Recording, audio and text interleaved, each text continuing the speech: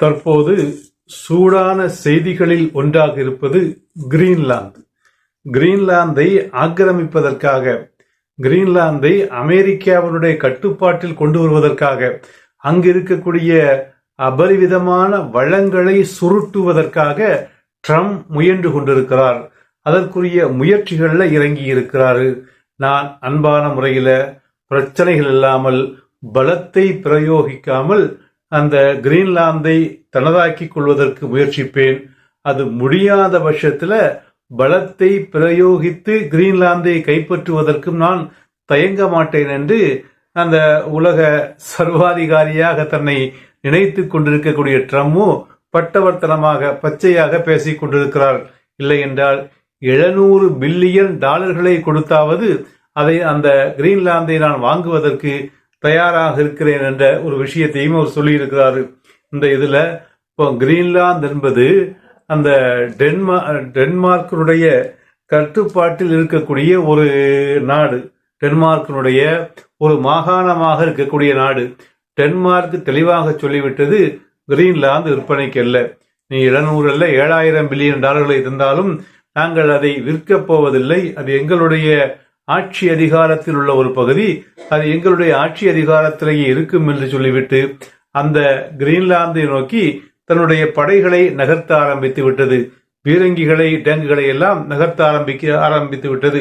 அந்த பகுதியை நோக்கி அமெரிக்காவினுடைய சிப்பாய்கள் வருவார்களேயானால் எங்களுடைய சிப்பாய்கள் யாருடைய அனுமதியும் இல்லாமலேயே, யாரிடமும் எதையும் கேட்க வேண்டிய தேவை இல்லாமலேயே அவர்களுடைய துப்பாக்கிகள் என்ன செய்யும், செயல்பட ஆரம்பித்து விடும் என்று டென்மார்க் அறிவித்திருக்கிறது. ஆக நாங்கள் போருக்கும் தயாராக இருக்கிறோம், ஆனால் எங்கள் நிலத்தை விட்டுத்தர மாட்டோம் என்பதில் டென்மார்க் உறுதியாக இருக்கிறது. இது இன்னும் ஒரு கேள்வி கூத்துனாக்கா, இந்த டென்மார்க் உதவி கேட்கிறது, இராணுவ உதவி கேட்கிறது இதர ஐரோப்பிய நாடுகள்கிட்ட. இந்த கிரீன்லாந்தை காப்பாற்றுவதற்காக வேண்டி அமெரிக்க படையெடுத்து வந்தால் அமெரிக்க படையை சமாளிப்பதற்காக வேண்டி உதவிகள் இதர ஐரோப்பிய நாடுகளிடம் கேட்டிருக்கிறது. கேட்டதுக்கு அவங்க உதவி செஞ்சது என்ன, அந்த உதவியை பார்த்தீங்கன்னாக்கா நகைப்புக்குரியதாக இருக்கிறது. இத்தாலி சொல்லிவிட்டது நாங்கள் இந்த படையையும் அனுப்ப மாட்டோம் என்று. அது மாதிரி பிரிட்டன் ஒரே ஒரு இராணுவ வீரரை அந்த கிரீன்லாந்துக்காக அனுப்பி வைத்திருக்கிறது. அது மாதிரி நார்வே 2 இராணுவ வீரரை அனுப்பி வைத்திருக்கிறது. ஸ்வீடன் 3 இராணுவ வீரரை அனுப்பி வைத்திருக்கிறது. அது மாதிரி ஜெர்மன் 13 இராணுவ வீரரையும், பிரான்ஸ் 15 இராணுவ வீரரையும் அனுப்பி வைத்திருக்கிறது. அப்ப இந்த விஷயத்தில் அவங்க ரொம்ப ஒரு அலட்சியமாகத்தான் இதர ஐரோப்பிய நாடுகள் இருப்பது மாதிரி தோன்றுகிறது. டென்மார்க் உதவி கேட்டதற்கு கிட்டத்தட்ட இந்த ஒரு 5 நாடுகள்ல இருந்து ஒரு 25 சிப்பாய்கள் அனுப்பப்பட்டிருக்கிறார்கள். இதர நாடுகள் அனுப்ப மறுத்து விட்டது.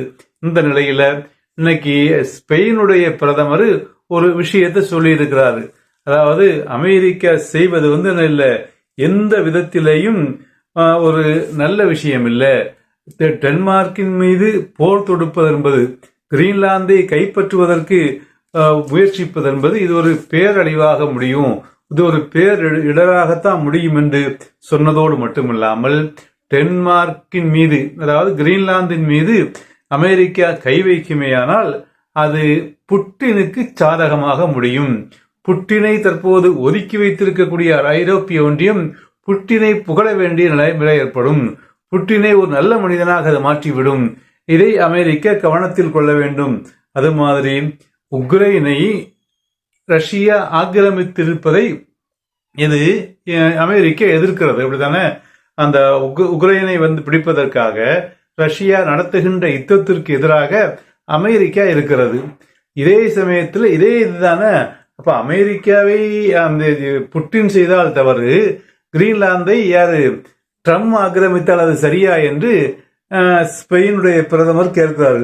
அதே மாதிரி இந்த செயலை அமெரிக்கா செய்யுமையானால் மிகப்பெரிய இராணுவ கூட்டணியாக இருக்குதால் இப்ப நேட்டோ கூட்டணி, இந்த நேட்டோ கூட்டணிக்கு அடிக்குகின்ற சாவுமணியாக அது இருக்கும். இந்த கிரீன்லாந்தின் மீது போர் தொடுக்குமேயானால், கிரீன்லாந்தை அமெரிக்கா கைப்பற்றுமையானால் அதோடு அந்த நேட்டோ ஐரோப்பிய இராணுவ கூட்டணி இருக்கு இல்லையா, அதோடு அது செத்துவிடும்.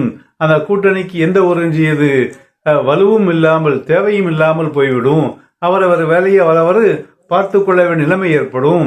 ஒவ்வொரு நாடும் தங்களுடைய பாதுகாப்பை உறுதி செய்வதற்குரிய வேலைகளில் இறங்கக்கூடிய ஒரு நிலைமை தான் ஏற்படும் என்று ஸ்பெயின் தற்போது அமெரிக்காவை எச்சரித்திருக்கிறது.